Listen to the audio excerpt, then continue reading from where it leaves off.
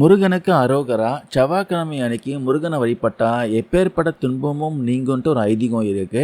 ஏன் எனக்கு மட்டும் கஷ்டம் அப்படின்னு நினைப்பவர்களுக்கு இந்த முருக வழிபாடு பார்த்தீங்கன்னா மிக சிறந்த வழிபாடாக இருக்கும். செவ்வாய்க்கிழமை செய்ய வேண்டிய ஒரு முக்கியமான பரிகாரம் இருக்கு. இது எல்லாருமே பண்ணலாம். ஒவ்வொரு செவ்வாய்க்கிழமையும் ஒரு ரூ. 11 எடுத்து ஒரு மஞ்சள் துணியில் முடித்து வைத்துக்கோங்க. முருகனிடம் மனதார பிரார்த்தனை செய்யுங்க.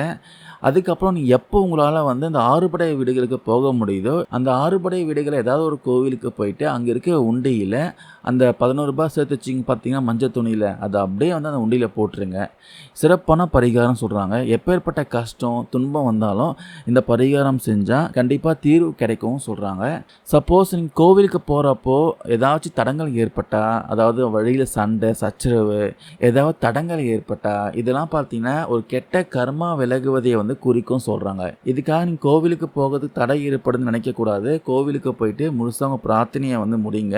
ஸோ அதுக்கப்புறம் உங்கள் லைஃப்பில் சேவல், மயில், முருகன் படம், வேலி, காவடி இது போன்ற விஷயம்லாம் நீங்கள் பார்க்குறப்போ அதை நான் இருக்கேன், நீங்கள் பயப்படாத அப்படின்னு முருகன் நம்மிடம் இருக்கிறார் என்பதை குறிக்கும் சொல்லுவாங்க.